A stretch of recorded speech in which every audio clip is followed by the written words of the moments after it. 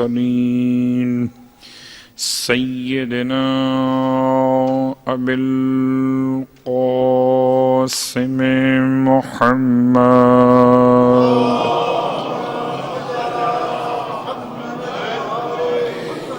وعلى أهل بيته الطيبين الطاهرين واللعنة الدائمة على أعدائهم أجمعين. أما بعد فقد قال الله تبارك وتعالى في كلامه الحميد وفرقانه المجيد قوله الحق وهو أصدق القائلين. بسم الله الرحمن الرحيم.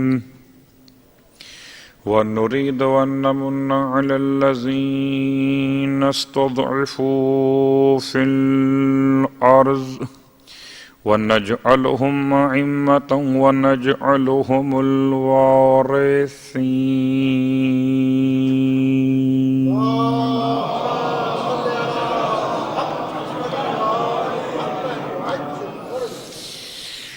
تمام تعریفیں خدائے ذوی انتقام کے لیے اور تمام حد گئے درود و سلام امام منتقم کے لیے، ان کے آباء و اجداد کے لیے. الحمدللہ الذی جعلنا من المتمسکین بالقرآن العظیم وجعلنا من المتمسکین بولایت علی بن ابی طالب علیہ السلام.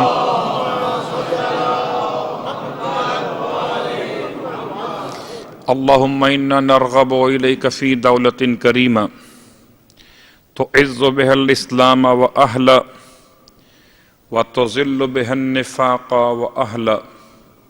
اما بعد،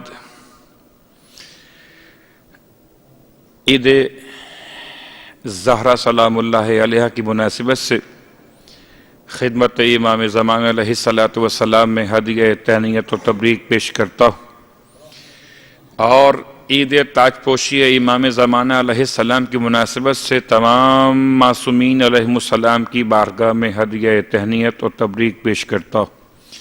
اور اس کے بعد آپ تمام مومنین کی خدمت میں، تمام مومنات کی خدمت میں عید زہرا سلام اللہ علیہ اور عید تاج پوشی امام زمانہ علیہ السلام کی مبارکباد پیش کرتا ہوں، اس دعا کے ساتھ کہ عید تو عید اس وقت ہوگی جبکہ زہرا کے بیٹے کی دید ہوگی.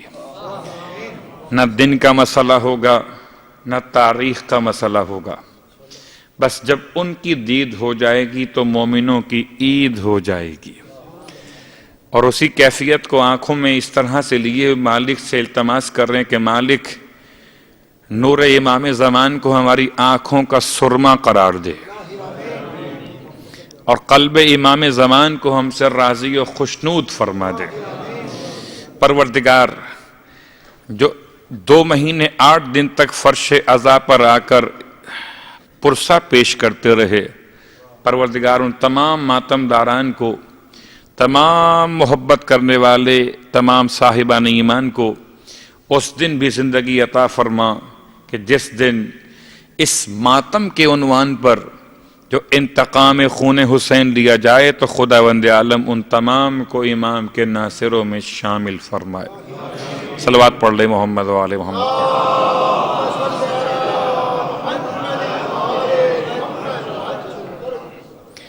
صاحبان ایمان کی خلقت کا مسئلہ، اور اس خلقت کے بیان سے پہلے خالی ایک جملہ بطور تمہید کے بیان کر دوں.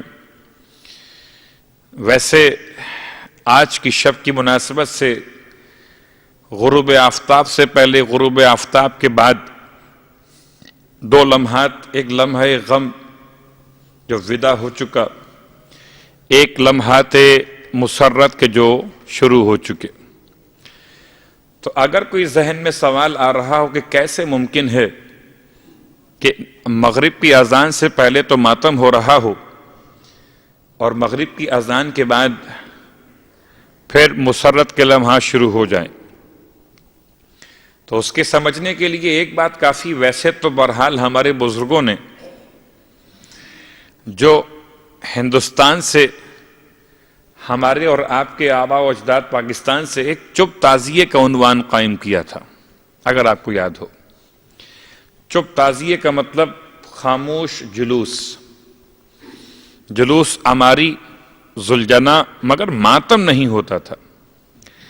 خیر اب تبدیلی کچھ ایسی آ گئی کہ ماتم بھی شروع ہو گیا۔ البتہ ماتم اس دن تو لازم ہوا ہے، ربیع الاول کی 8 تاریخ، جس دن کے سامرہ میں 70,000 کا مجمع تھا۔ کتنا؟ 70,000۔ سامرہ کی تاریخ میں، سامرہ کیپٹل بنا ہے متوکل کے زمانے کے بعد، بغداد سے منتقل ہوا دارالخلافہ، اور معتمد عباسی کے زمانے خلافت میں اب سامرہ۔ تو آج ذرا سی باتیں سامرہ کے بارے میں ہوں گی۔ سامرہ کی تاریخ بیان شاید تھوڑی بہت آج ہو جائے، ورنہ کل بات چلی تھی مکے سے، آج پہنچنا تھی مدینے میں، اور اتفاق سے مدینے کا مسئلہ شام تک تو غم کے عنوان سے تھا اور اب خوشی کے عنوان سے ہے۔ لیکن 70,000 کا مجمع سامرہ میں، اور سامرہ کی تاریخ میں اس سے بڑا جنازہ اٹھایا ہی نہیں گیا۔ اتنا بڑا مجمع کبھی جمع نہیں ہوا۔ کیوں؟ وجہ کیا تھی؟ ایک آج کا سامرہ ہے کہ صاحبان ایمان کی آبادی نہ ہونے کے برابر ہے۔ آج صاحبان اسلام تو رہتے ہیں ماشاءاللہ، مگر کچھ آپ کے علم میں یہ بات رہتی ہے کہ واقعات کیسے وہاں پیش آتے ہیں، اور زیارات کبھی ممکن ہوتی ہیں اور کبھی ممکن نہیں ہوتی۔ ابھی اس سال 40 کے موقع پر ہمارے زائرین جو ساتھ میں گئے ہوئے تھے، جو 40 سے پہلے چلے گئے سامرہ، ان کو سامرہ کھلا مل گیا۔ 40 کے بعد سامرہ جانا ممکن نہ رہا ان زائرین کے لیے جن کا تعلق غیر ممالک سے تھا، عراق کے علاوہ۔ تو سامرہ آج اتنی مشکلات، 70,000 کا مجمع جمع کیسے ہوا؟ اس لیے کہ حکومت وقت کے مسائل ایسے تھے، یہ تاریخ اپنے لحاظ سے خود بیان کرتی ہے کہ زہر دے کر اور پھر رونے پہنچ جاتے تھے، زہر دے کر پھر جنازہ اٹھانے پہنچ جاتے تھے، پورا انتظام ہوتا تھا۔ اور یہ چہرے پہ نقاب ڈالنے کا مسئلہ، اب میں سے اشارہ کر رہا ہوں، اگر آپ کو یاد ہو کراچی کے جلوس کا ایک واقعہ، اس میں عاشور کے دن بہت بڑا سانحہ پیش آیا تھا، بم بلاسٹ ہوا تھا، اور پھر اچانک ہی کسی ایک مخصوص طبقے کی جانب سے، جماعت کی جانب سے، پہلے سے تیار شدہ پلان کے اعتبار سے سیاہ بینر آویزاں کر دیے گئے تھے۔ یہ وہ سیاست کا انداز ہے جو ماضی سے آ رہا ہے، زہر بھی دو اور سوگ کرنے پہنچ جاؤ۔ ٹھیک، صلوات پڑھے محمد و آل محمد پر۔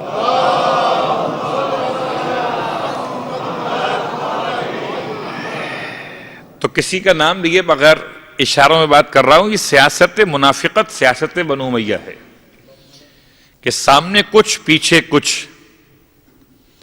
ٹھیک، تو سامرہ میں زہر دلوانے کے بعد معصوم کو 6 دن تک کیفیت ہے میرے مولا کی، اور صرف 28 سال کے سن میں میرے امام کی شہادت ہے۔ اور جب امام کے جنازے کو تیار کیا گیا، اب یہ بات بالکل واضح ہے کہ ایک ظاہر ہے ایک باطن ہے، جیسے آیات قرآن کا ایک ظاہر ہے ایک باطن ہے، تو ایسے ہی معصوم کے جنازوں کے مسائل ہیں، ایک ظاہر ہے ایک باطن ہے۔ ظاہر شاید تاریخ وہ بتائے کہ یہ حکومت کے لوگ کر رہے ہوں، اور باطن میں معصوم وہ بتائیں کہ جو معصوم کے جنازے کو معصوم کے سوا نہ کوئی نہلا سکتا ہے اور نہ کوئی کفن پہنا سکتا ہے۔ اور 11ویں امام کے بعد اب معصوم کون؟ لا محالہ ایک ہی معصوم رہ گئے، اب وہی آئیں گے، وہی نہلائیں گے، وہی کفن پہنائیں گے۔ اور حالت اتنی زیادہ مشکلات کا شکار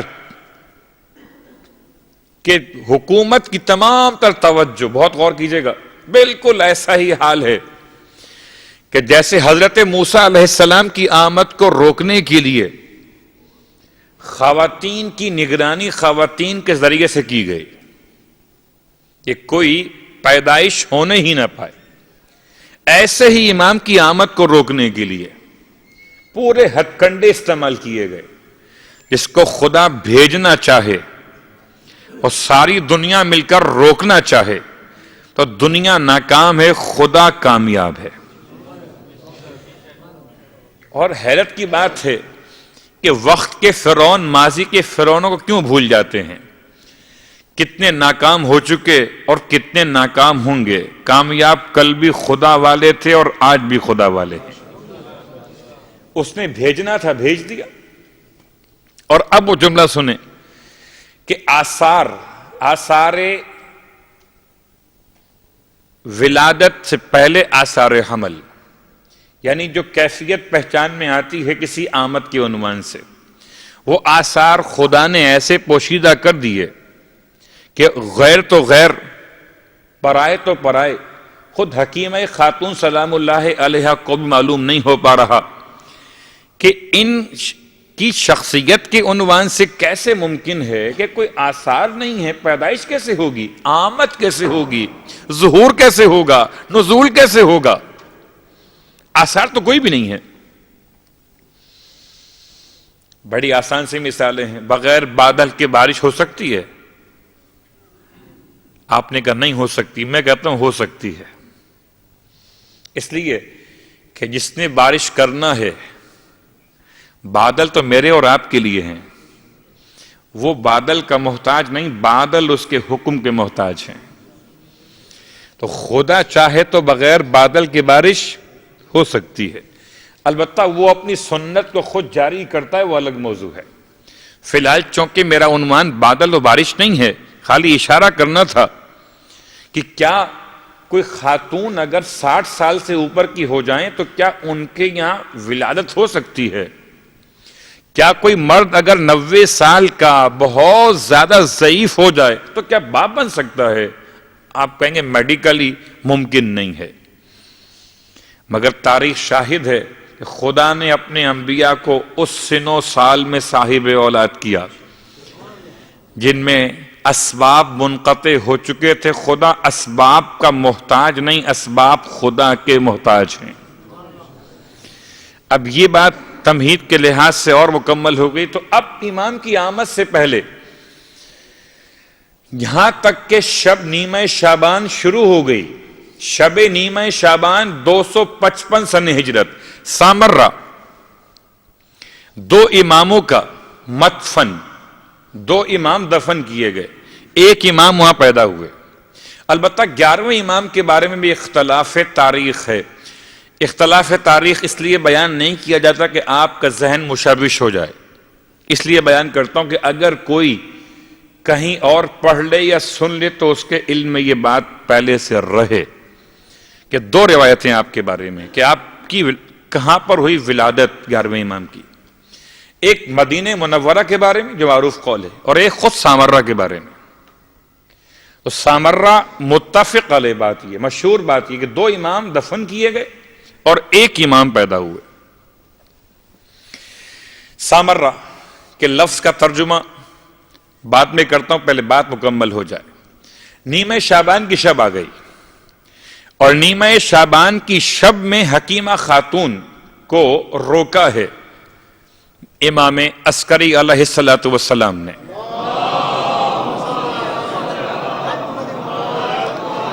حکیمہ کون ہیں؟ حکیمہ آپ کی پھوپھی ہیں، 11ویں امام کی پھوپھی ہیں، اس کا مطلب 10ویں امام کی بہن، 9ویں امام کی بیٹی۔ رشتہ سمجھنا بڑا آسان ہے۔ حکیمہ خاتون دنیا کی وہ واحد خاتون ہیں جس نے سب سے پہلے امام زمانہ کو بوسہ دیا۔ دنیا میں آنے کے بعد جس خاتون نے سب سے پہلے امام کو بوسہ دیا، امام کو چوما اور پھر امام کی سفارت کی فرائض کو انجام دیا، حکیمہ خاتون پہلی وہ خاتون ہے. تو اب حکیمہ خاتون نیمہ شعبان، اب خاتون کا مسئلہ خاتون سے متعلق ہے. حیران ہیں کیسے ہوگی ولادت، یہاں تو آثار کوئی بھی نہیں ہے. رات کا آدھا حصہ نیمہ شعبان کی شب میں گزر چکا ہے. نیمہ شعبان، اور اس سے پہلے کہ مشوش ہو کر شک میں آگے بڑھ جائیں، حجت خدا کی آواز وہاں سے آ رہی ہے. امام فرماتے ہیں پھوپھی جان شک مت کیجئے، آج کی رات میں ہی خدا اپنی حجت کو بھیجنے والا ہے. تو بات چلی یہ تھی کہ خدا نے ایسے پردے میں رکھا. سامرہ مشکلات کیا ہیں؟ بات چلی کہاں سے تھی؟ 11ویں امام کے جنازے میں 70,000 افراد کا ہجوم. بات چلی کہاں سے تھی کہ 11ویں امام کو کفن اور غسل کس نے دیا؟ بات چلی کہاں سے تھی کہ 5 سال کا شہزادہ اس لیے نگاہوں میں ہے کہ یہ 5 سال کا شہزادہ 12واں امام ہے، اور 12ویں کے بعد حکومت بھی جانتی ہے کہ اگر اس 12ویں کو شہید کر دیا تو اٹ مینس کہ ختم ہو گیا. بہت سے لوگوں کو آج بھی خوش خیالی ہے کہ ہم ختم کر سکیں گے نام آل محمد کو. کتنے خوش خیال گزر گئے بد خیال ہو کر، اور کتنے اور گزر جائیں گے ان کے شامل حال ہو کر. آل محمد کل بھی دائم تھے اور آج بھی دائم. صلوات پڑھے محمد و آل محمد.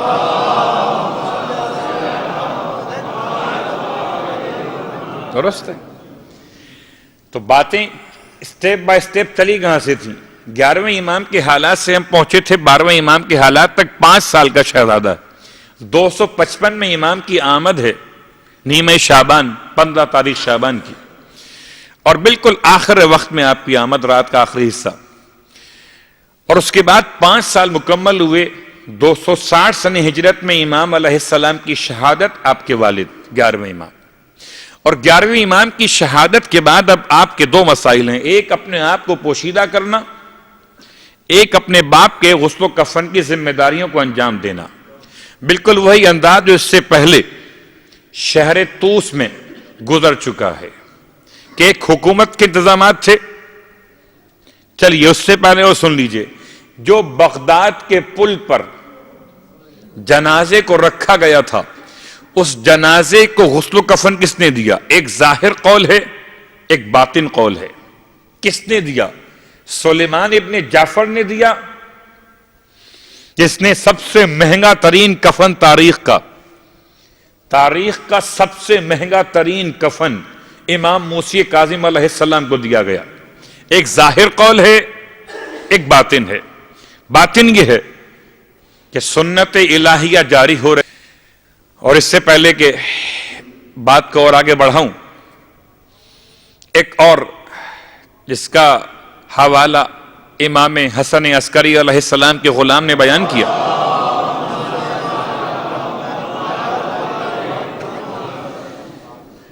بالکل مطمئن رہیے انشاءاللہ میں عید زہرا کی باب بھی مکمل کروں گا، اور جشن تاج پوشی امام کی باب بھی مکمل ہوگی. لیکن چونکہ یہ شب کے بعد جو دن کے بعد شب کا مسئلہ تھا اس کو حل کر رہا تھا، اور اسی کے حل تک پہنچتے پہنچتے بات یہاں تک آ گئی کہ کس انداز سے امام کا غلام ابو الادیان، 11ویں امام کا غلام ابو الادیان، اور ابو الادیان امام کے ہی کسی کام سے سامرہ سے باہر جا رہا ہے، اور امام اس غلام سے کہتے ہیں جب واپس پلٹ کر آؤ گے تو مجھے تختہ غسل پر پاؤ گے، اور میرے گھر سے رونے کی آواز بلند ہوگی. تو ہاتھ جوڑ کر روتے ہوئے ابو الادیان کہتے ہیں مولا یہ بتا دیں آپ کے بعد حجت خدا کون ہوگا؟ ارشاد فرمایا ابو الادیان پہچاننا کہ جو تم سے ان تمام تر خطوط کو طلب کرے جو تم اب جا رہے ہو میری طرف سے لے کر، پھر میرے نمائندوں سے مل کر جب ان سے لے کر آؤ گے، جو ان خطوط کو طلب کرے، جو ان تمام تر امانتوں کو تم سے کہہ کر طلب کرے، درہم و دینار کو بتا سکے، اپنی مہر لگا سکے.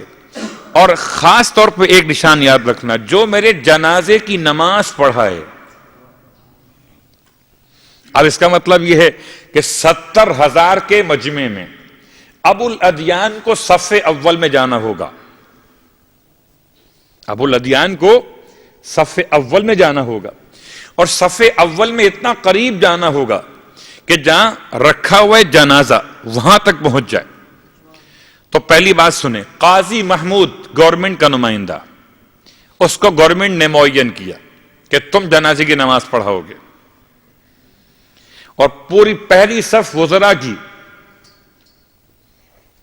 افسران لشکر کی.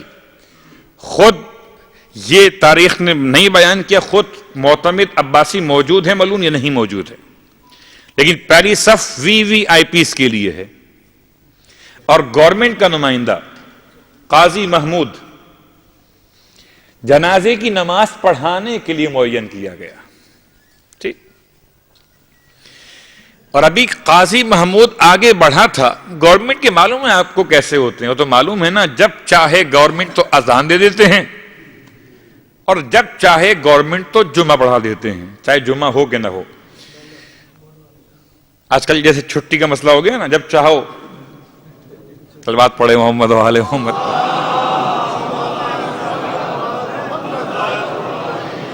تو ٹھیک، مشکل نہیں ہے. قاضی محمود کو ہٹایا کس نے؟ وہ کھڑا ہو گیا پڑھانے کے لیے، مگر اتنے بڑے مجمع کو کنٹرول کرنے کے لیے نماز شروع کرنے میں ٹائم لگتا ہے، یہ آپ کو معلوم ہے. تو قاضی محمود کو ہٹایا ایک اور شخصیت نے. اس شخصیت کا نام جعفر ہے. اور جعفر کون؟ کہ 11ویں امام کا بھائی ہے، 10ویں امام کا بیٹا ہے. تو 11ویں امام کے بھائی کل کتنے ہیں؟ 11ویں امام کے بھائیوں کی تعداد آپ کو ملاتے ہوئے 4 ہے. ایک جعفر، ایک محمد، اور ایک حسین، اور ایک حسن خداب. اور حسن و حسین سبتین کہلاتے ہیں. 11ویں امام حسن، ان کے بھائی حسین سبتین کہلاتے ہیں. سید محمد وہ والے بلد والے، وہ ان کے بھائی ہیں. اور ان 3 کے علاوہ ایک جعفر اور. عام طور پر نقوی سادات جعفر کی اولاد سے شمار کیے جاتے ہیں. جعفر کے بارے میں علماء کہتے ہیں پہلے گناہگار تھا، اس نے جھوٹا دعوی امامت کیا، اس کے بعد توبہ کر لی، جعفر تواب ہو گیا. تو جعفر کذاب، اس وقت کذاب ہے. اور جعفر آگے بڑھا اور قاضی محمود کو پیچھے ہٹا دیا کہ میں خود جنازے کی نماز پڑھاؤں گا. قاضی محمود کو ہٹا دیا جعفر نے. اور جعفر کو ہٹانے کے لیے بیت الشرف کہا جاتا ہے اس گھر کو جس میں شرف پائے جاتے ہوں. لوگ کہتے ہیں فضیلتیں بھی ڈھونڈتی ہیں علی کا دروازہ، لیکن 12ویں امام کے گھر کا نام بیت الشرف نہیں ہے، بیت الحمد ہے. بڑے احتیاط کے ساتھ یہ لفظ بیت آج کل استعمال ہو رہا ہے قادیانیوں کے عبادت گاہوں کے بارے میں، اگر آپ کے علم میں ہو. مگر تاریخی اعتبار سے بیت الحمد نام ہے خانہ امام زمانہ علیہ السلام کا. اور جس دن سے امام علیہ السلام پیدا ہوئے اور جس دن تلوار اٹھا کر باہر آئیں گے اس دن تک کے لیے اس گھر میں چراغ ایسے روشن ہے جو اس دن بجھے گا جب امام ظہور کریں گے. بیت الحمد. تو بیت الحمد سے ایک شہزادہ جس کی عمر مبارک 5 سال بیان کی جاتی ہے، زلفیں بڑی خوبصورت ہیں جو گیسوئے دراز کی طرح سے اس کے شانوں تک پہنچی ہوئی ہیں. چہرے پر کیسا نور ہے اور کیا رخسار پہ تلے مبارک ہے، کیا چھوٹا سا عمامہ پہنے ہوئے ہے، اور گھر سے نکل آیا. گورنمنٹ کی اطلاع کے لحاظ سے اب تک یہ بات کنفرم تھی کہ 11ویں امام لا ولد شہید ہو گئے. گورنمنٹ کے لحاظ سے بہت ساری باتیں تفصیلات کو پھر روکتے ورنہ ایسا نہ ہو کہ پوری تقریر اسی موضوع پہ ہو جائے. گورنمنٹ کے لحاظ سے یہ بات کنفرم تھی کہ کوئی بیٹا کوئی اولاد 11ویں امام کے نہیں تھی، اسی لیے شاید جعفر بھی آگے بڑھ گیا. جعفر کو بھی خبر نہیں ہے، جہاں تک میں سمجھ رہا ہوں. خبر تو ہونی چاہیے، وہ الگ موضوع ہے. تو قاضی کو ہٹایا جعفر نے. جعفر کو ہٹانے کے لیے 5 سال کا بچہ نکل آیا، بیت الحم سے باہر آیا، جس گھر سے جنازہ باہر آیا تھا وہاں سے باہر آیا، اور آ کر مجمع کو چیرتا ہوا آگے بڑھ کر جعفر کی ابا کو کھینچ کے فرماتا ہے، پیچھے ہٹ جائیے چچا، میں زیادہ حقدار ہوں کہ اپنے بابا کی نماز جنازہ پڑھوں. ٹھیک. اب یہ بات ذہن میں رہے کہ کسی نماز کے لیے امام جماعت پیچھے مڑ کر نمازیوں میں کسی سے نہیں پوچھتے نماز پڑھا دوں. مغرب کا وقت، عشاء کا وقت، یا ظہرین یا نماز فجر، ایک نماز ایسی ہے اس میں امام جماعت پیچھے مڑ کے دیکھتا ہے اور پہلے سوال کہ اس کا ولی و وارث کون ہے میت کا. جب وہ کوئی کہے کہ میں اس کا وارث، تو اس سے پوچھتا ہے کیا نماز پڑھا دوں، مجھے اجازت ہے. اس کا مطلب کیا ہے؟ اس کا مطلب کہ اصل ذمہ داری وارث کی ہے. تو وارث آگے بڑھا اور چچا کو ہٹا دیا. تو 12ویں امام نے جو پہلی مرتبہ 70,000 افراد کی موجودگی میں نماز پڑھائی ہے وہ نماز جنازہ ہے، اور اپنے بابا کی نماز جنازہ پڑھائی، اور پھر اس کے بعد سے نگاہوں سے ایسے غائب ہوئے کہ اس کے بعد تلاش کرتے کرتے دنیا تھک گئی. لیکن پھر کسی شخص کو امام کی وہ زیارت نصیب نہ ہو سکی سوائے ان مخصوص نواب اربعہ کے جو 69 سال کے دوران زمانہ غیبت صغرا میں آپ کے جانشین رہے. خیر، اب یہ موضوعات طویل ہو جائیں گے، اپنے آپ کو روکتے ہوئے کہ یہ دن گزرا ماتم کا تھا، 70,000 افراد نے وہاں ماتم کیا تھا. لیکن یہ 8 ربیع الاول کو یہ سوگ بڑھائے جانے کی تاریخ کہاں سے آئی ہے؟ اس کا تعلق کون سی سرزمین سے ہے اور کون سے معاملات سے ہے؟ اس میں کوئی شک نہیں ہے کہ 8 ربیع الاول سامرہ میں جو گزری ہے سن 260 ہجری میں، تو اس دن تو ماتم ہوا ہے، اور رات تک، اور رات کے بعد گھر میں تو بہرحال سوگ رہا ہوگا نا. ایسا تو ممکن نہیں ہے، ایسا تو آپ کی میرے گھر میں نہیں ہوتا کہ میت دفن کر کے آئیں اور خوشی منانا شروع کر دیں. پھر یہ ہم جو آپ مناتے ہیں وہ کیا ہے؟ کیونکہ ہم اب جو ان دونوں کاموں کو کر رہے ہیں، تو یہ دونوں کام ہم کر رہے ہیں دونوں واقعات کے بعد.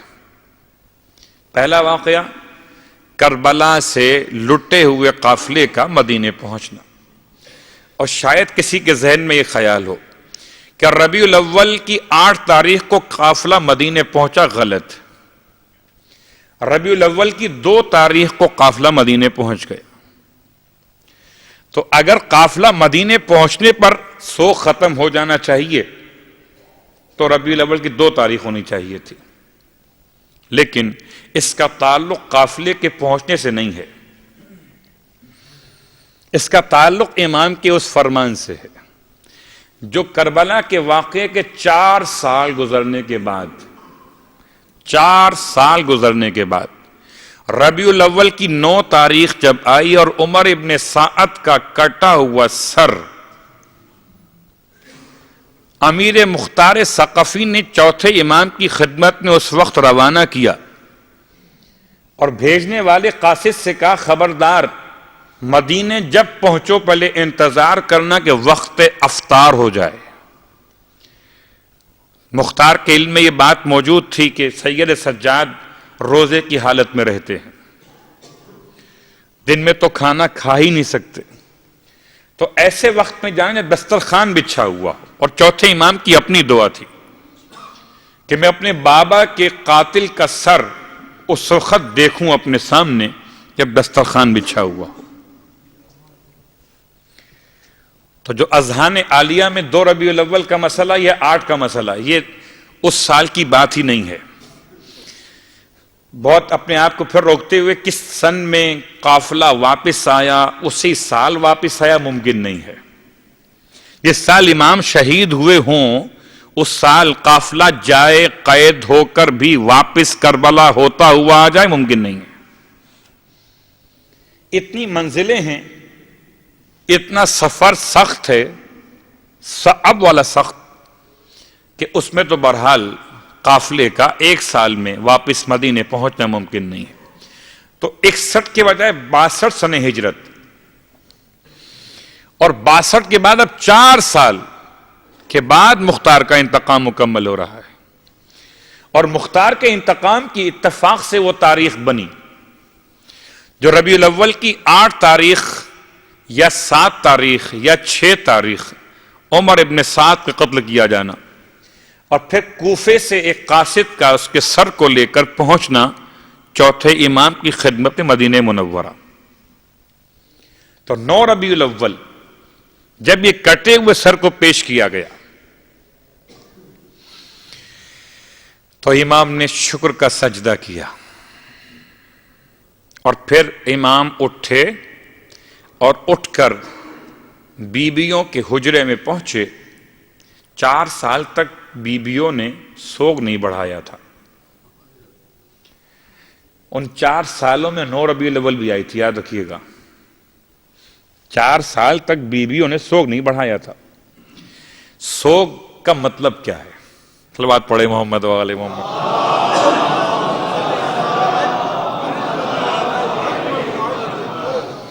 آج تو پوری تاریخ جو ہے ایک وہ اس کے انداز سے ہو گئی کہ بالکل میں پڑھتا جا رہا ہوں، اور آپ چونکہ بات یہ کہ بہت سے مسائل ذہن میں ہوتے ہیں کہ ایسا کیوں ہو رہا ہے کہ شام میں ماتم کر رہے تھے اور رات میں میلاد کر رہے ہیں، ہمیں ہوا کیا ہے، اور ہمیں معلوم نہ ہو تو ہم کسی کو کیا جواب دیں گے۔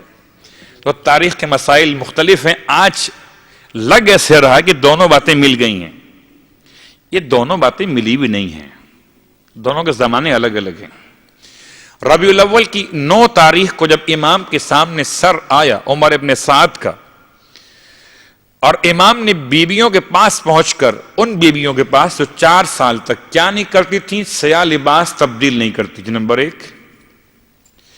نمبر 2، بیبیاں اپنے سروں میں کنگھی نہیں کرتی تھیں، بال نہیں بناتی تھیں۔ سوگ کا مطلب تیل نہ ڈالنا، آنکھوں میں سرما نہ لگانا، بالوں کو نہ سنوارنا، سیاہ لباس پہن کر رکھنا، اور 4 سال تک ان بیویوں کے گھروں سے دھواں کسی ایسے پکانے کے عنوان میں، جس کو جو کھانے تیار کیے جاتے تھے زمانہ عرب میں، تو دھواں اٹھتے ہوئے نہیں دیکھا جاتا۔ 4 سال تک وہ دانے، وہ چنے یا وہ خوراک جو ایک سوگوار کھاتا ہے،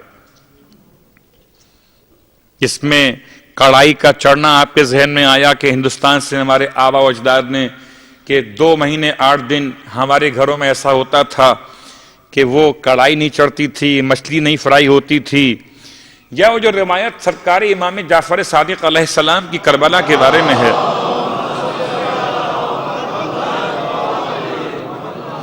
کہ امام فرماتے ہیں جب کربلا جاؤ تو ایسے مت جانا کہ جیسے کہ تم کسی تفریح کے لیے جا رہے ہو، کہ تمہارے ساتھ بھنی ہوئی رانیں ہوں، روسٹ کیے ہوئے گوشت کے ٹکڑے ہوں اور تم اسے کھا رہے ہو بیٹھ کر۔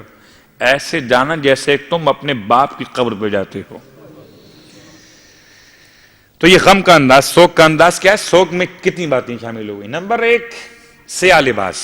نمبر 2، سر کے بالوں میں خاک کا باقی رہ جانا، نہ تیل ڈالنا، نہ کنگھی کرنا، نہ آنکھوں میں سرما لگانا، ٹھیک؟ اور 4 سال تک ان کے گھروں سے دھواں بلند نہ ہونا۔ یہ عربی ماحول کے لحاظ سے یا جو اس زمانے کے طریقہ کار تھے کہ جب کوئی گھر سے دھواں اٹھتا تھا سمجھتے تھے گوشت بھونا جا رہا ہے، تو 4 سال تک ہانڈی چولہے پر چڑھائی نہیں گئی۔ پھر کیا کھایا؟ پھر ابلے ہوئے گیلے کیے ہوئے جو گندم یا اور قسم کے جو غم والے انداز میں خوراک لی جاتی، چنے وغیرہ، 4 سال تک۔ پھر امام نے ان سے فرمایا کہ اب سوگ بڑھا دو۔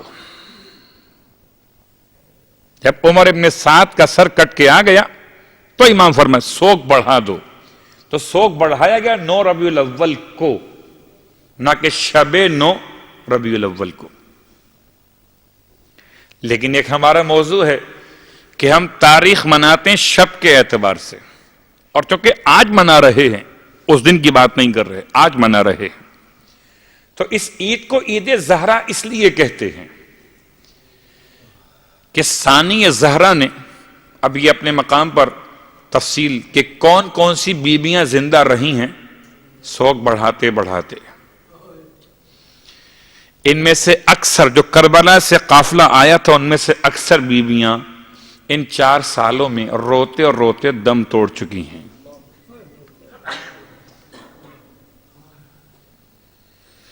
لیکن بہرحال عید زہرا کہے جانے کا مطلب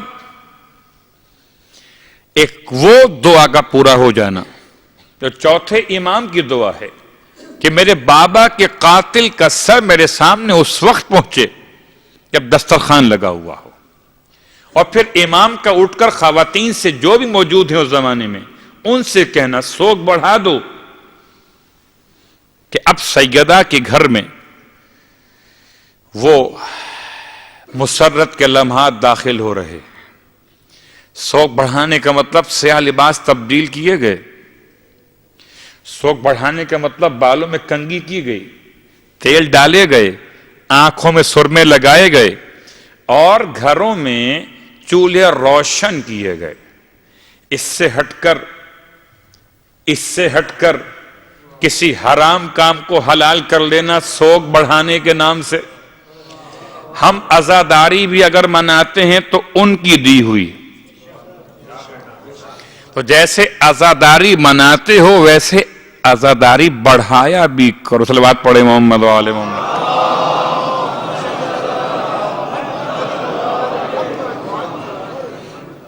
ٹھیک ہے، تو عید زہرا کا عنوان دراصل عید شجاع بھی اسے کہتے ہیں کہ شجاع کا مطلب شجاعت اور بہادری، اور امیر مختار کے انتقام کی تاریخ بہرحال اس وقت مکمل ہو رہی جبکہ اصل کردار عمر ابن سعد کو، اور اب تو مختار نامہ بشکل فلم آپ کے سامنے موجود ہے، اب کتنے مسائل مختلف ہوں کتابوں سے وہ الگ موضوع ہے، لیکن اب آپ دیکھ سکتے ہیں کیسے انتقام لیا گیا، کس انداز سے عمر ابن سعد کے بیٹے کو حفص کو واصل جہنم کیا گیا۔ وہ تمام اب تو بالکل آسان مشکل نہیں ہے، تو اب مختار نامہ سننے کے بجائے مختار نامہ دیکھا بھی جا سکتا ہے۔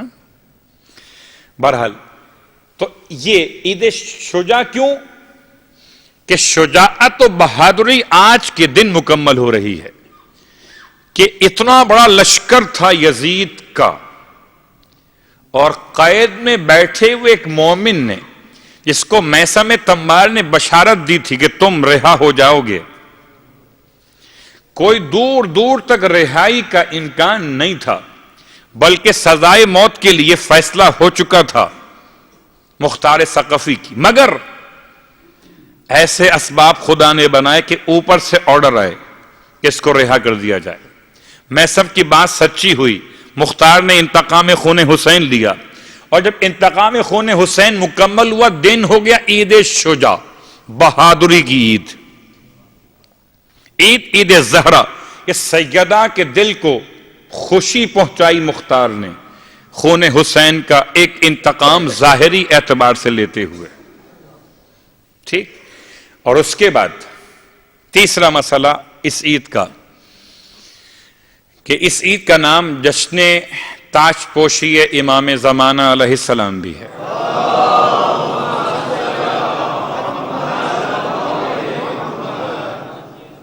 آج کی پوری تقریر اسی بات میں نکل گئی، جو ہمارا اصل عنوان تھا وہ تو آج شروع نہیں ہو پایا۔ جشن تاج پوشی امام زمان یہ کیا ہے؟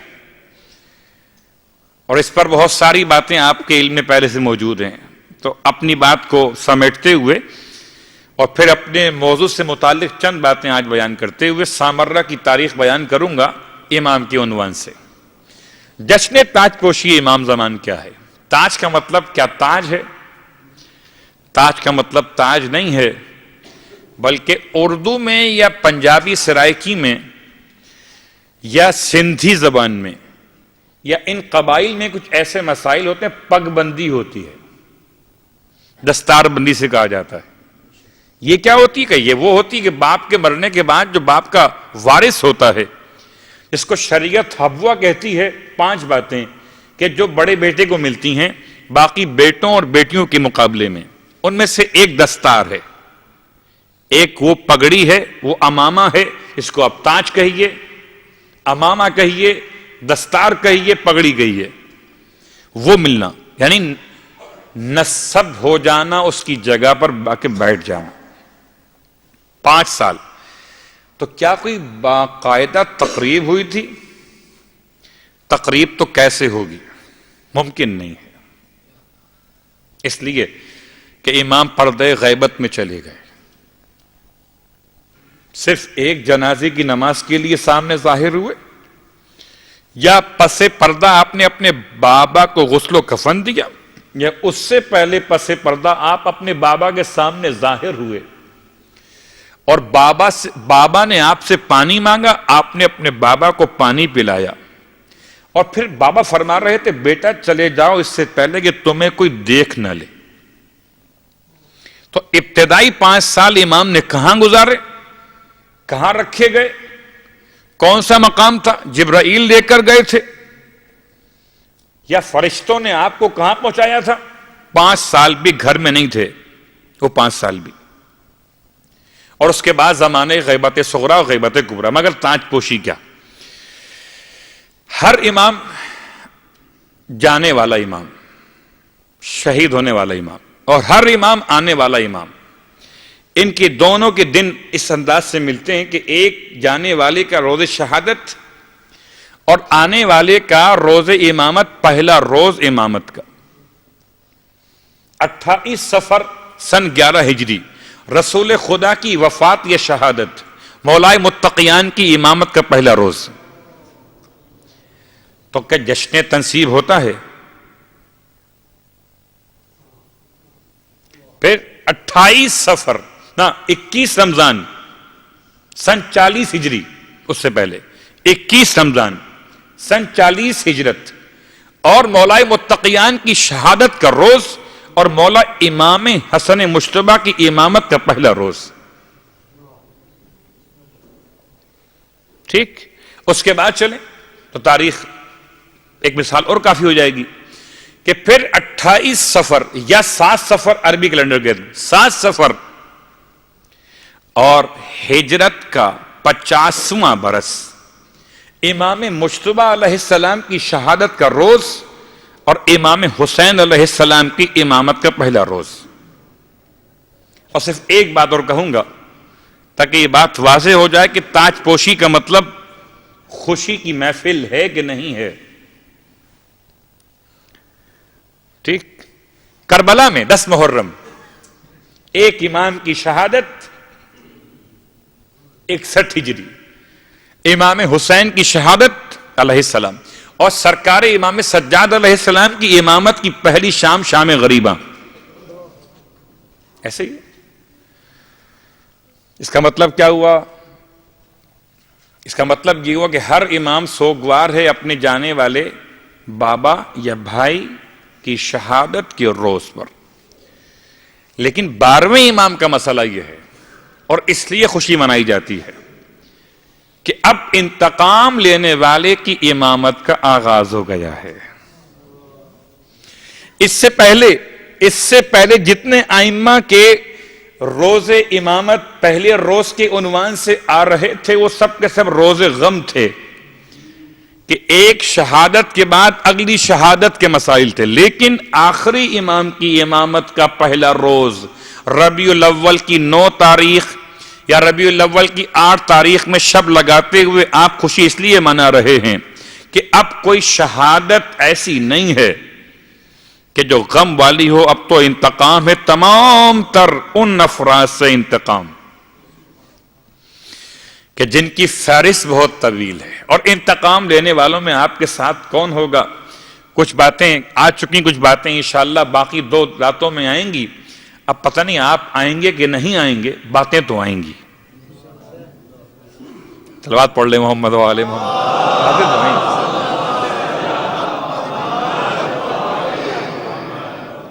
ابھی کرنسی امام کے زمانے کے لحاظ سے، امام زمانہ کے لحاظ سے بہت سے مسائل باقی ہیں. کن افراد سے آپ کی کہاں جنگ ہونی ہے اور کون کون لشکر میں شامل ہونے والا ہے. کچھ خواتین کی باتیں آ چکی ہیں. آج کچھ مردوں کی باتیں شروع کرتے ہوئے آپ کے چہروں پر مسرت دیکھتے ہوئے لازم ہے کہ آج مومن خوشی منائے. اگر کوئی آپ سے پوچھے کرتے کیا ہو، یہ جواب دیجیے گا ہم اس مٹی سے بنائے گئے جو مٹی آل محمد کی مٹی سے بچی ہوئی تھی. تو اگر آل محمد کے گھر میں غم ہو تو ہم غم بناتے ہیں، چاہے دن ہو کہ رات ہو. اور اگر آل محمد کے گھر میں خوشی ہو تو ہم خوشی مناتے ہیں، چاہے غم ہو یا دن ہو یا رات ہو. تو ہماری نہ اپنی خوشی ہے نہ اپنا غم ہے. پھر بھی کوئی اگر سوال کرے تو پوری تاریخ میں نے آپ کو سمجھا دی. یہ شب کی اہمیت کیا؟ 9 ربیع الاول کی شب. اور یہ شب بڑی زیادہ اہمیت اس اعتبار سے کہ شاید اب تک جتنے معصومین کو امامت بطور ناطق ملی تھی ان سب کے سن مبارک اس سے زیادہ تھے. سب سے کم سن امامت کی تاریخ میں وہ امام جس کو امامت کی شان عطا ہو رہی ہو بطور ناطق، وہ 12واں امام ہے. کتنا اچھا مسئلہ، 12واں امام 5واں سال. تو 5ویں سال میں 12ویں امام کو ربیع الاول کی 9 تاریخ 9 کا ہنسا بڑا مبارک، آپ جانتے، اور ہنسوں میں سب سے بڑا ہنسا ہے. اور ربیع الاول کا مہینہ، پہلی بہار، 9 تاریخ، 12واں امام، 5واں برس. ہر طرف خوشیاں ہی خوشیاں ہیں. تو مومنوں کے چہرے پہ خوشیاں کیوں نہ ہوں؟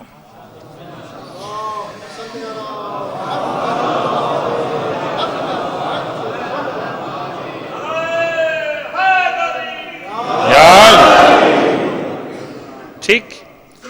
تو ان تمام تاریخوں کے اعتبار سے اب تذکرہ صرف امام کے آمد کے عنوان سے 2-3 مسائل آج اپنے عنوان سے متصل کرتے ہوئے بیان کر دوں، اور پھر اب یہ محفل ہے، پھر منقبت ہوگی. اور منقبت میں وہ کیف پیدا ہوگا. بظاہر کتنی بات انسان اپنی نثر میں کر لے، مگر شعر تو پھر شعر ہوتے ہیں.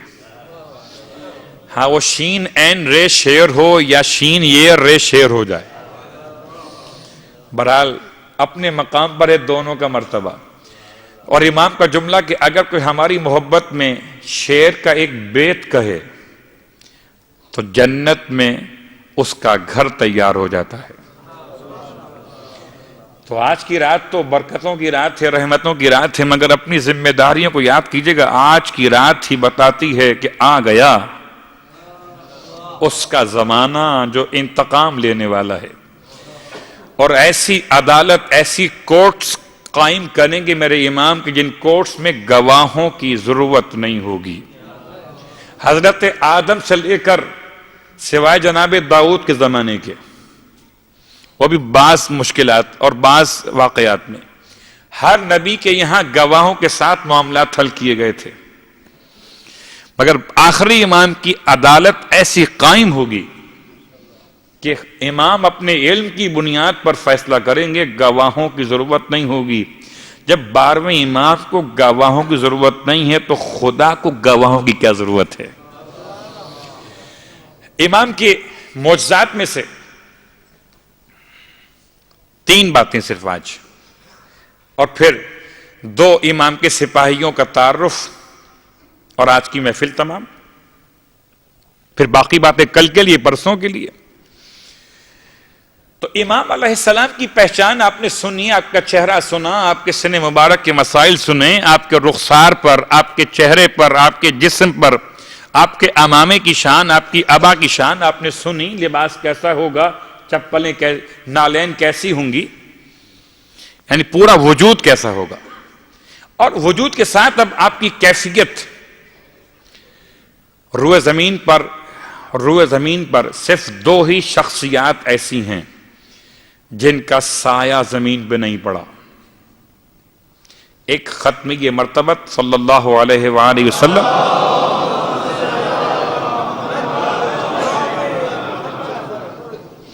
اب وہ اپنے مقام پر ہے کہ شاعر یہ کہہ کر یاد کرے کہ لوگ کہتے ہیں کہ سایہ آپ کے وجود اقدس کرنا تھا، میں تو کہتا ہوں کہ ہر ایک شے پر ہے سایہ تیرا، تو وہ اپنے مقام پر، لیکن سایہ نہیں تھا۔ 12ویں امام کی ایک پہچان یہ کہ 12ویں امام کا بھی سایہ نہیں ہوگا، روئے زمین پر آپ کا سایہ کا مطلب خیر تفصیل میں چھوڑ دیتا ہوں، فی الحال یہ پہچان یاد رہے کہ کنیت وہ والی ابو القاسم، اور نام وہی والا میم ہے، میم دال۔ ایک زمانہ ایسا گزرا ہے کہ امام کا نام اس انداز سے لیا جانا لازم تھا کہ میم ہا اور میم دال، بعد میں اب ہم اور آپ ملا کے پڑھ دیتے ہیں۔ اور تیسرا، نہ ان کا سایہ زمین پہ پڑتا تھا اور نہ ان کا سایہ زمین پہ پڑے گا۔ اس کے بعد امام کی شان میں دو باتیں اور، کہ امام علیہ السلام جب چلیں گے تو اپنا تو سایہ نہیں ہوگا، مگر آپ کے سر پر بادل کا ٹکڑا سایہ فگن ہوگا۔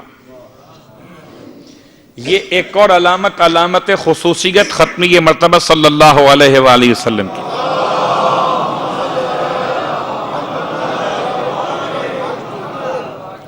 تھوڑی سی تبدیلی کے ساتھ، تھوڑے سے اضافے کے ساتھ، کہ جو اللہ کے رسول کے سر پر بادل کا ٹکڑا سایہ کرتا تھا اس میں سے آواز نہیں آتی تھی، اور جب 12ویں امام کے سر اقدس پہ بادل کا ٹکڑا سایہ کرے گا تو اس میں سے آواز بھی آئے گی، اور وہ آواز یہ ہوگی کہ پہچان لو یہی مہدی برحق ہیں۔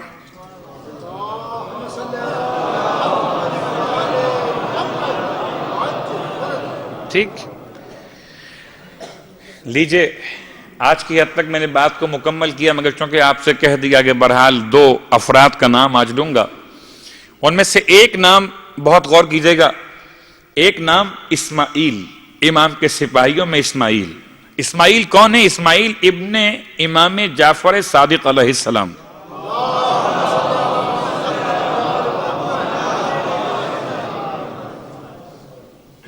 بارہویں امام کے لشکر میں شمولیت کے لیے جن کو اٹھایا جائے گا، خاص طور سے جو ان 313 میں سے خاص ہوں گے، ان میں اسماعیل۔ بہت غور کیجئے گا، یہ عیسائی بھی باقی رکھے جا رہے ہیں کہ عیسیٰ علیہ السلام آئیں گے تو جہاں عیسیٰ چلیں گے وہاں برحق عیسیٰ کو پہچاننے والے عیسائی بھی چلے آئیں گے۔ اور اسماعیلی، جب اسماعیل خود آئیں گے، اسماعیل کی پوری تاریخ نہیں پڑھتا، اتنا بیان کر دوں کہ اسماعیل جیسے شریف النفس امام زادگان بہت کم گزرے، ایسے شریف النفس کہ اکثر تشیع کا اجتماع ہو رہا تھا کہ یہی صفات امام رکھنے والے دکھائی دیتے ہیں۔ اگر اسماعیل کا انتقال ان کے بابا کے زمانے حیات ظاہر میں نہ ہوتا تو اسماعیل میں امامت کے اوصاف سوائے منصب کے سب پائے جا رہے تھے، سوائے منصب کے۔ البتہ منصب خدا کا ادا کیا ہوا ہے، یہ جو 7ویں امام کے لیے اسماعیل کے لیے نہیں تھا۔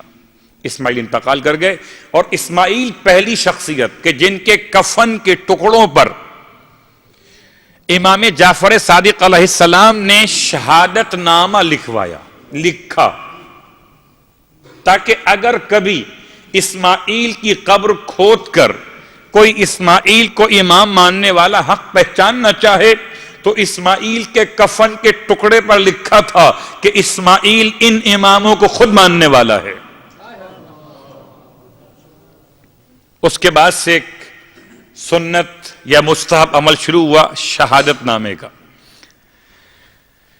تو ایک اسماعیل اور ایک وہ شخصیت کے جو اصحاب میں شامل ہیں، اور یہ ہیں عبداللہ ابن شریک۔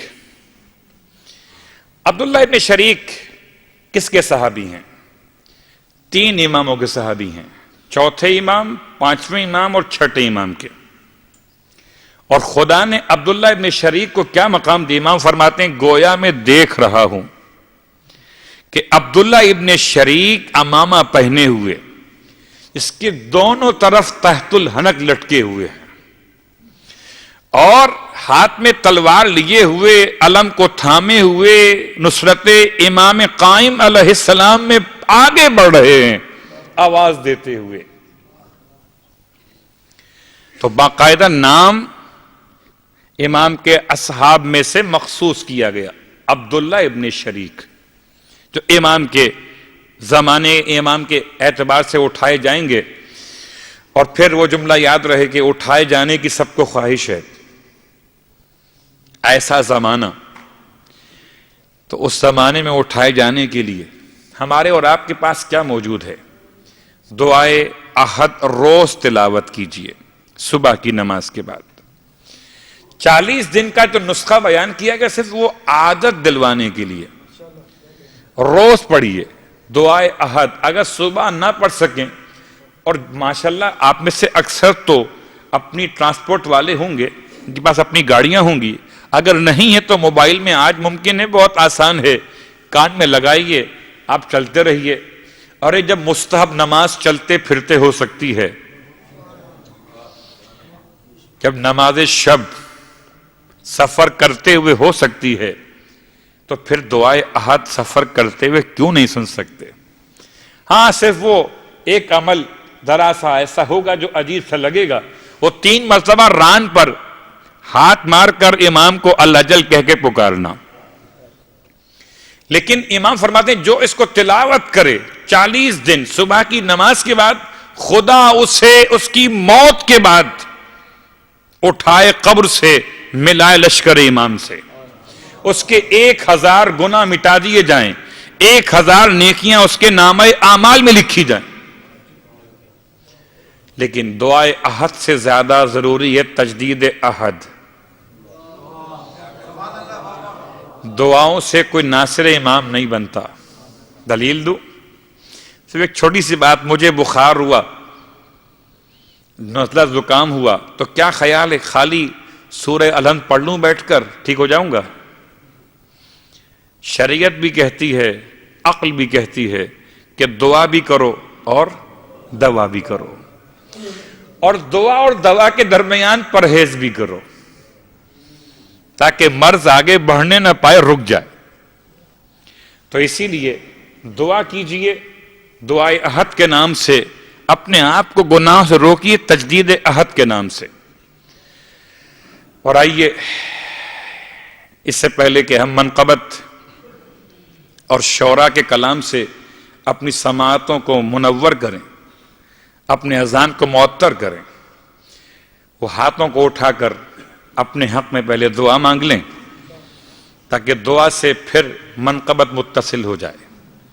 اور دعا سے پہلے ایام اعضاء مکمل ہوتے ہوئے بہرحال میں ان تمام تر انتظامی مشینری کے لیے شکریہ ادا کرنا چاہوں گا کہ جن کی معاونت سے شارجہ میں عزاداری بحسن و خوبی انجام پائی اور انشاءاللہ پاتی رہے گی۔ ان میں گورنمنٹ آف شارجہ،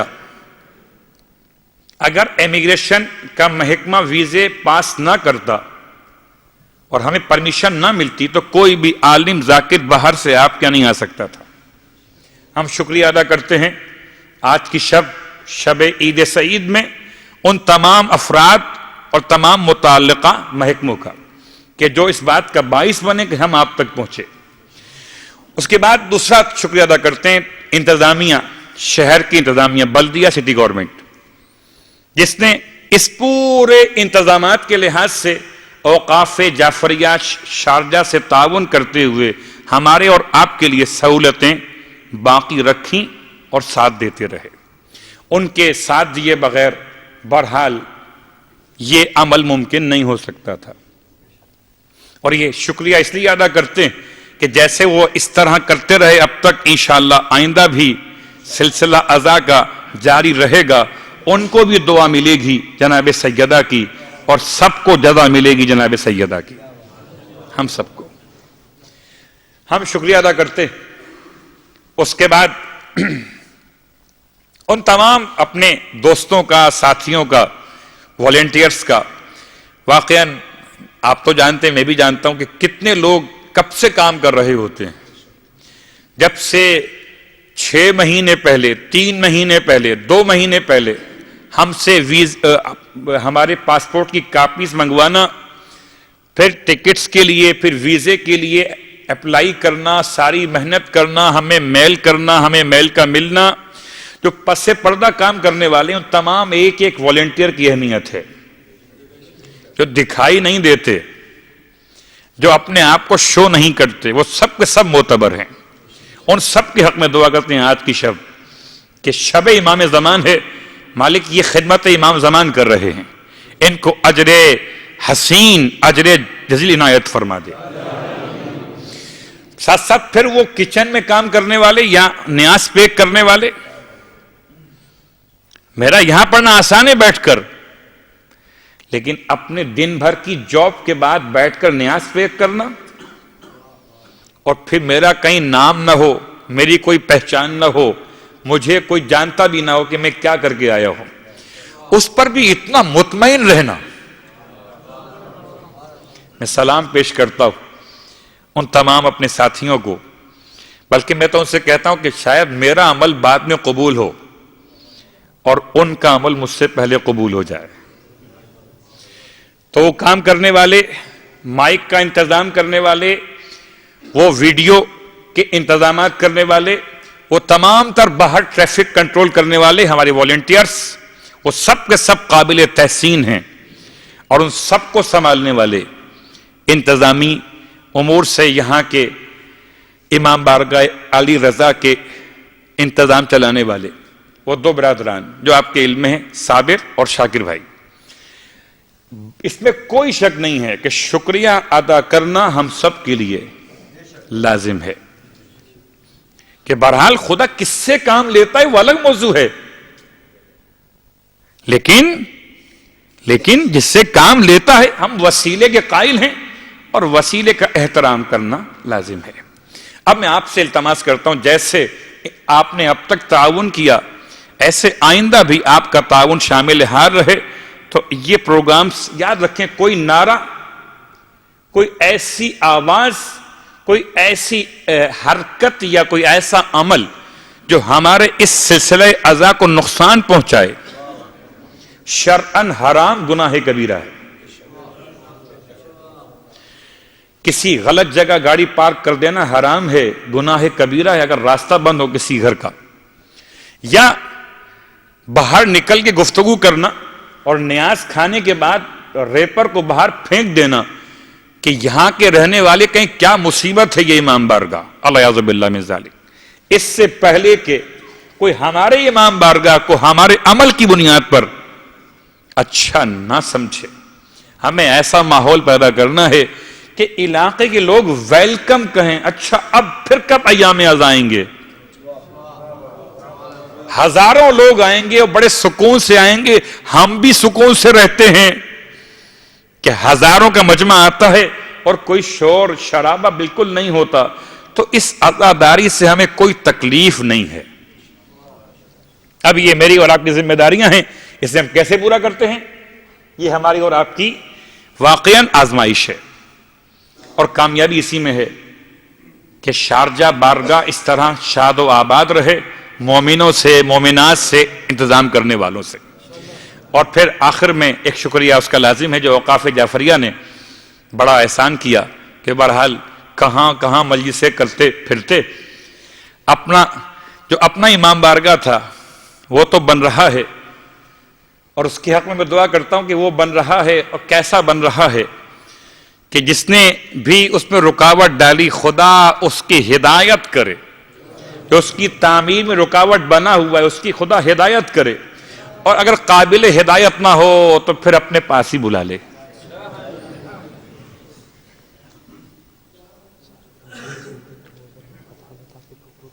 ٹھیک ہے، صلوات پڑھ لے محمد و آل محمد۔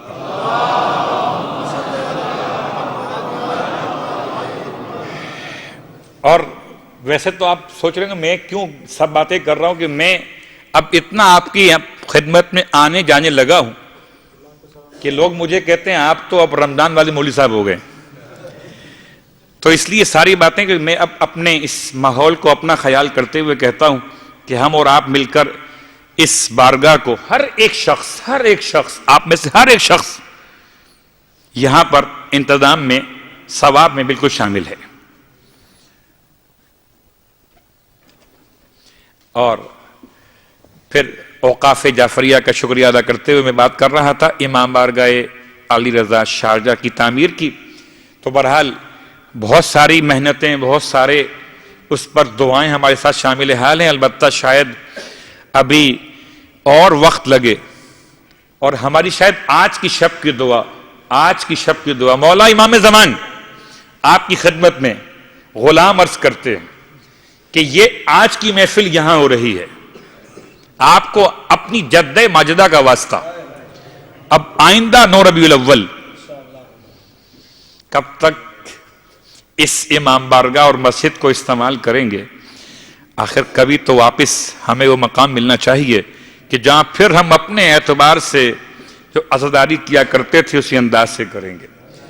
تو مولا اگلے سال کے آنے سے پہلے 9 ربیع الاول سے پہلے آپ کو آپ کی جد ماجدہ کا واسطہ، آپ کو آپ کے جد غریب الغربا امام رضا کا واسطہ، جس کے نام کی امام بارگاہ ہے، کہ اگلے سال امام بارگاہ ایسی تیار ہو چکی ہو کہ تمام امام کے عزاداروں کے لیے وہ جگہ اتنی وسیع ہو جائے کہ جیسے چادر تطہیر وسیع تھی پنجتن کے بعد جبرائیل کے لیے بھی، انشاءاللہ یہاں بیٹھنے والے، کھل کے بیٹھنے والے، آرام سے بیٹھنے والے، وہاں بھی اطمینان سے انشاءاللہ بیٹھیں گے، استفادہ کریں گے۔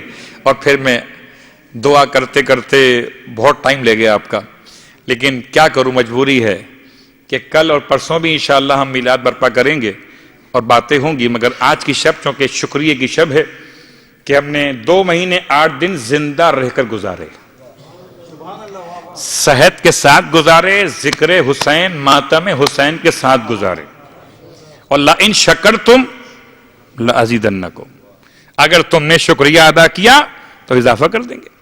اب ہر ذاکر، ہر خطیب، ہر عالم کا شکریہ کہ جس نے اس ممبر کی خدمت کو انجام دیا از اول سے آج تک، ہر ذاکر، ہر خطیب، ہر عالم، ہر منقبت خواں، ہر شاعر اہل بیت، ہر نحا خوان، مرثیہ پڑھنے والے، ہر خدمت گزار جس نے دامے درہم سخن ممبر کی جو خدمت کی ہے، ان تمام کے لیے، تمام تر افراد جن کے نام لیے گئے، جن کے شکریہ ادا کیے گئے، ان تمام کی خدمات کی قبولیت کے لیے اور منقبت خوانی کے آغاز میں اپنے اذہان کو معطر کرنے کے لیے بآواز بلند صلوات۔